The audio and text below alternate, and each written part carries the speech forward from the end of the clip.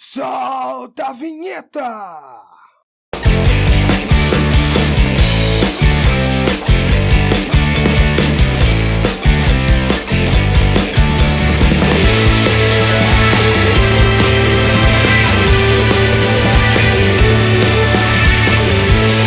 Muito bem, turminha! O mundo da matemática em mercado financeiro. Nesse vídeo, iremos aprender conceitos sobre análise fundamentalista e tem mais, de um jeito que você nunca viu. Muito bem! Antes de continuar, inscrevam-se, curtam e compartilhem esse vídeo, pois o objetivo do canal é fazer com que os vídeos cheguem ao máximo de pessoas possíveis, ok? Porque através do conhecimento podemos conquistar tudo. Não é mesmo? Bora lá! Na aula número 3, sobre análise fundamentalista, vimos o conceito de margem bruta, que é uma das etapas na análise da demonstração de resultados do exercício. Muito bem, daremos continuidade ao nosso conteúdo iniciando sobre o conceito de margem EBIT. Vimos anteriormente que ao descontarmos do resultado bruto as despesas e receitas operacionais, chegamos ao resultado antes do resultado financeiro e tributos, também chamado de EBIT, Earnings Before Interest and Taxes. Para isso, voltaremos ao exemplo anterior, aplicando a DRE da empresa à análise vertical. No ano 1, a empresa teve um resultado bruto menor, mas também teve menos despesas, resultando em um EBIT maior. No ano 2, as despesas aumentaram e o resultado operacional diminuiu. Concluímos então que o desempenho operacional da empresa piorou no ano 2 em relação ao ano anterior. Uma análise precipitada poderia atribuir a piora ao aumento das despesas. Usando a análise vertical, porém, chegamos a uma conclusão diferente. Como vimos, a análise vertical relaciona cada linha da DRE à receita da venda de bens e serviços. Observamos que a relação entre despesas e receitas operacionais e a receita da venda de bens e serviços permaneceu constante entre o ano 1 e o ano 2, em 35%. Mesmo assim, o EBIT ficou menor em relação ao ano anterior. Essa diferença pode ser explicada pelo aumento do custo dos bens e serviços vendidos, cuja relação com a receita passou de 50% para 54%. Para avaliarmos a eficiência da empresa considerando o EBIT, usamos a chamada margem EBIT, ou margem operacional, ou seja, a divisão do resultado operacional pela receita de bens e produtos vendidos. Muito bem. No ano 1, a cada 100 de receita, a empresa obteve 15 de resultado operacional. Já no ano seguinte, a cada 100 de receita, foram gerados 11 de resultado operacional. Portanto, a operação foi menos eficiente no ano 2 em comparação com o período anterior.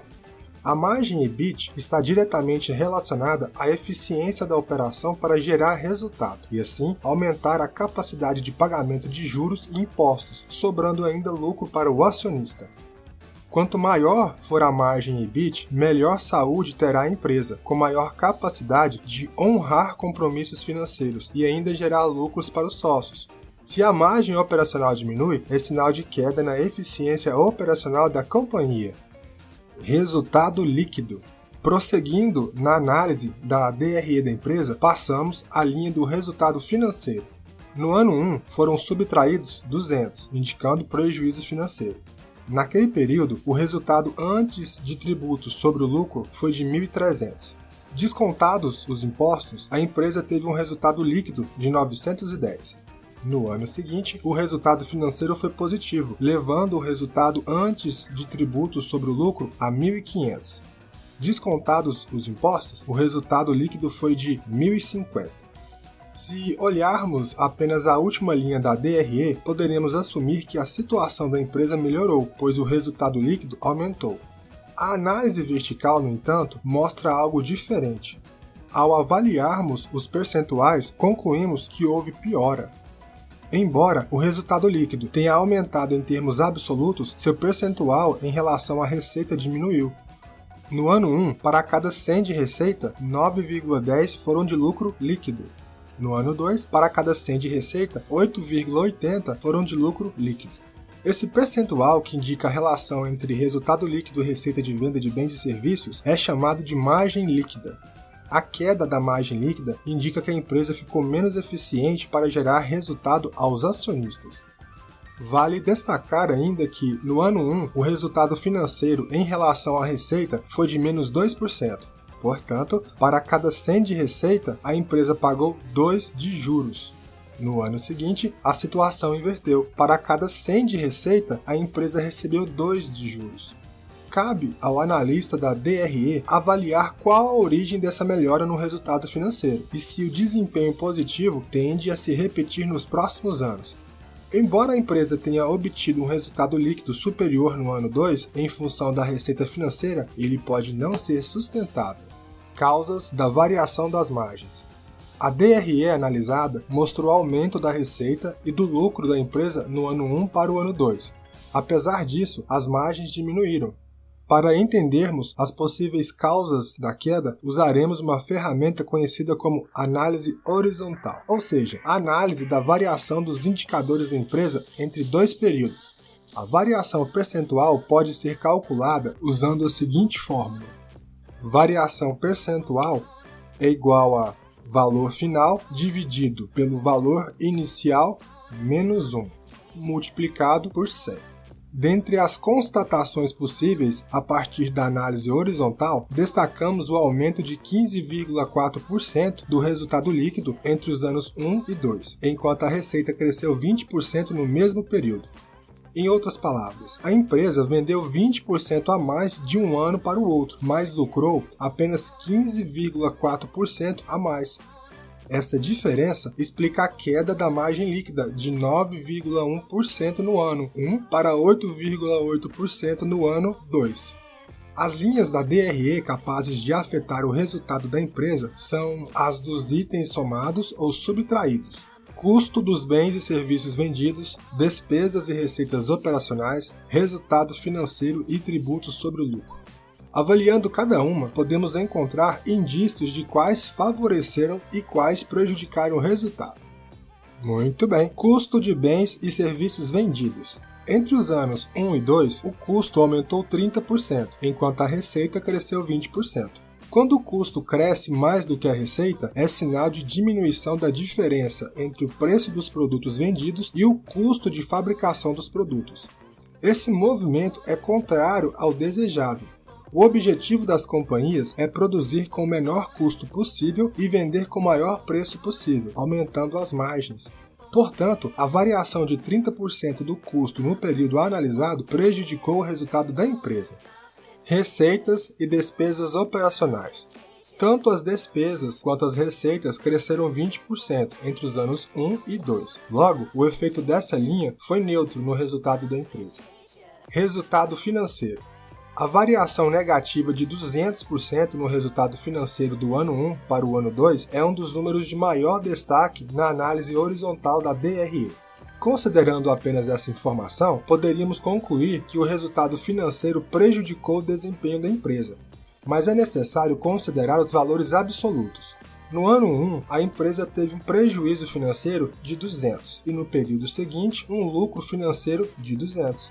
Portanto, embora a variação percentual tenha sido negativa, o resultado financeiro positivo do ano 2 favoreceu o resultado geral da companhia. Tributos sobre o lucro.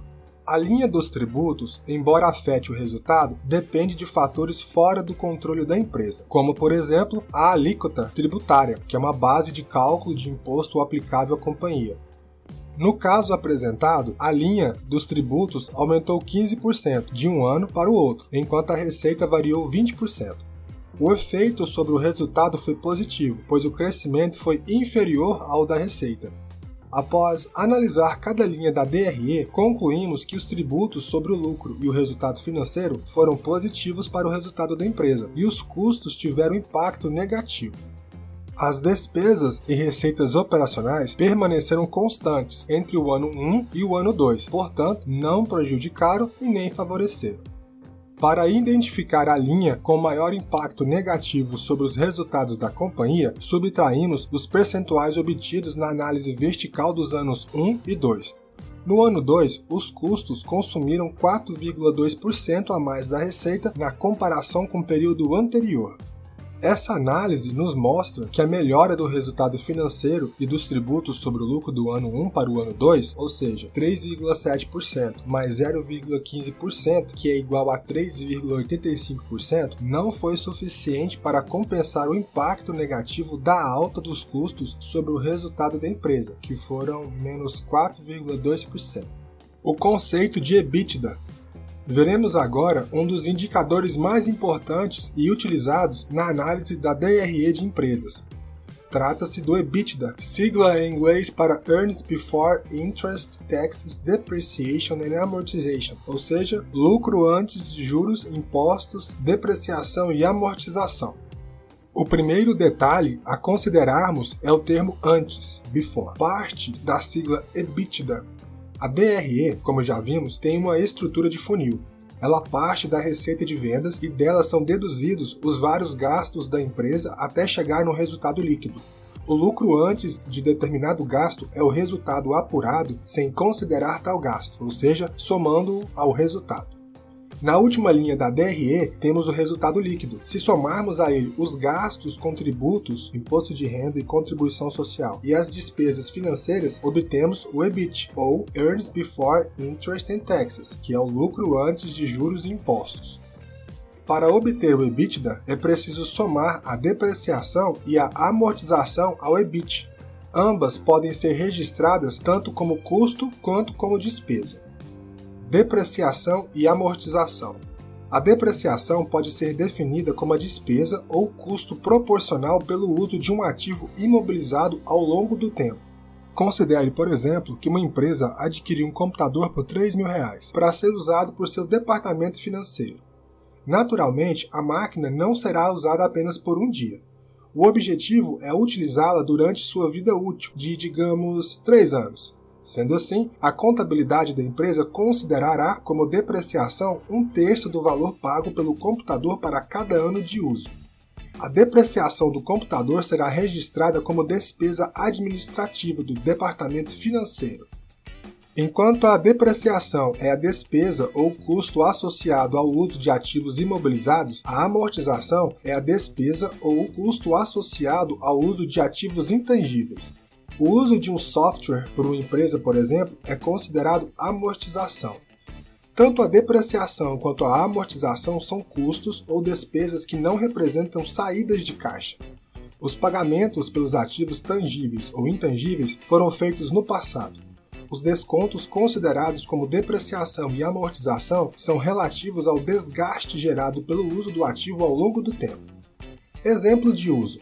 Para compreender melhor o registro da depreciação/amortização em uma DRE, vamos considerar o exemplo com a demonstração de resultados de um motorista de aplicativo para o ano de prestação de serviços. Em 12 meses, o motorista obteve receita de R$90.000. Feitas as deduções dos gastos, inclusive da depreciação do veículo, correspondente ao desgaste pelo uso, ele obteve um resultado líquido de R$30.400.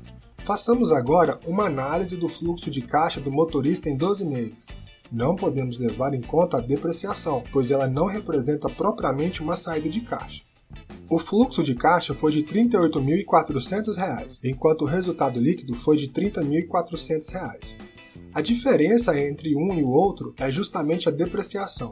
Contudo, se somarmos ao resultado líquido a depreciação, o resultado não é exatamente o EBITDA, e sim o valor do fluxo de caixa. O EBITDA é uma medida de capacidade ou potencial de geração de caixa de uma operação. Ele não mostra exatamente a geração de caixa. Isso acontece porque a DRE é elaborada no chamado regime de competência. O regime de competência é um método de registro de lançamentos contábeis realizado no período de competência da receita ou despesa realizada. Por exemplo, se uma empresa vende uma geladeira a um consumidor para pagamento em 18 parcelas, pode contabilizar a receita no momento da venda, embora a entrada de caixa só vá acontecer ao longo dos próximos 18 meses. A mesma lógica vale para compras a prazo. A despesa é reconhecida no momento da operação, embora os pagamentos sejam feitos no futuro. Por isso, se consideramos o EBITDA como o próprio fluxo de caixa, cometemos um erro conceitual, pois assumimos que todas as receitas e despesas já ocorreram de fato, e isso pode não ser o caso. Nem toda receita entrou no caixa da empresa e nem todo custo foi pago. Por isso, tratamos o EBITDA como um indicador do potencial de geração de caixa de uma empresa e não da geração de fato. Podemos ainda calcular uma importante medida relativa envolvendo o EBITDA. Se dividirmos esse indicador pela receita da venda de bens e serviços, obteremos a margem EBITDA. Ela é o indicador da eficiência no potencial de geração de caixa da operação. Muito bem, por hoje é só. Nos vemos nos próximos vídeos. Tchau! E aí, amiguinho ou amiguinha, gostou do conteúdo? Qualquer dúvida, deixe o seu comentário. E lembrem-se sempre, conhecimento é vida. Até breve!